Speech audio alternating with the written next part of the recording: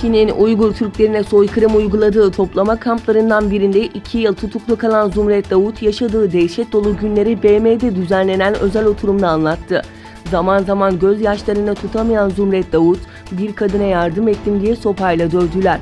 Söyle Allah'ına seni kurtarsın dediler. 3 gün yemek vermeyip sürekli şiddet uyguladılar dedi. Doğu Türkistanlı Zumret Davut, 2017'nin Nisan ayında Pakistan vatandaşı eşinin ticari ilişkileri bahane edilerek Çin polisi tarafından gözaltına alınmıştı.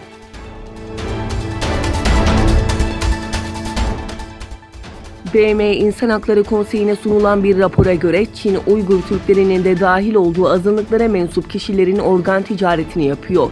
Raporda vahşete maruz kalan kişilerin organlarının ölmeden önce alındığı ortaya çıktı. İnsan Hakları İzleme Örgütü tarafından BM İnsan Hakları Konseyi'nde sunulan raporda Çin hükümetinin zulüm gören azınlıkların organlarını toplayıp sattığı ifade edildi. Avukat Hamid Sabi tarafından sunulan raporda Çin'in baskı altında tuttuğu etnik azınlıklara mensup kişilerin organları için öldürüldüğü ve uygulamanın hala devam ettiği belirtildi. Raporda sadece Uygur Türklerinin değil, bazı Tibetliler ile Hristiyan tarikatlarına mensup kişilerin de aynı vahşete maruz kaldığı öğrenildi. BM'ye sunulan verilere göre öldürülen kişi henüz yaşamını yitirmeden kişilerin karaciğer, böbrek, kornea, deri ve ciğerleri toplanıyor.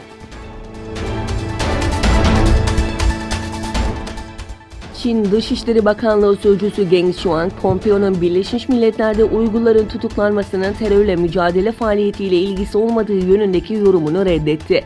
Bakanlık Sözcüsü Geng Shuang, Müslümanların kamplarda bulunduğu Doğu Türkistan bölgesindeki Çin faaliyetlerinin diğer ülkelerdeki radikalleşme çabalarıyla aynı olduğunu savundu.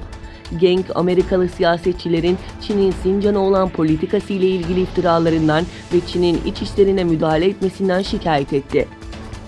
ABD Dışişleri Bakanı Mike Pompeo, New York'ta geçen günlerde yaptığı bir açıklamada tüm ülkelere seslenerek dünya devletlerini Çin'in Doğu Türkistan'daki politikalarına karşı durmaya çağırmış ve Çin'in Müslümanlara baskı ve eziyet etmekte olduğunu vurgulamıştı.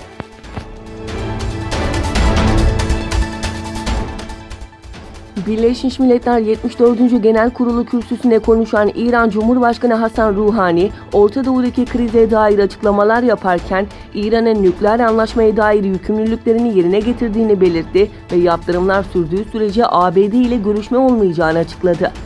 ABD'ye dair açıklamalarda bulunan Ruhani, acımasız bir ekonomik terörizm uygulayan ABD, uluslararası korsanlık yapıyor. BM Güvenlik Konseyi kararının onuruna Avrupa'ya ABD çıkışını dengelemek için 11 yükümlülüğünü yerine getirme fırsatı verdik. Ancak ne yazık ki sadece güzel sözler duyduk ve etkili bir eylem görmedik dedi.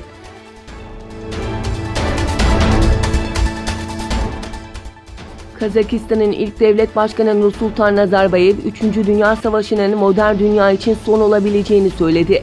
Kazakistan'ın başkenti Nur-Sultan'daki 4. Avrasya Parlamento Başkanları toplantısında konuşan Nazarbayev, gezegenimizin çok tehlikeli eşiğe geldiğini kaydederek, eğer 3. Dünya Savaşı başlarsa modern kitle imha araçları yeryüzündeki her şeyi silip süpürür dedi. Kazakistan'ın ilk lideri ayrıca aşırılıkçı, terörist ve suç örgütleri için ortak listenin oluşturulması gerektiğini savundu.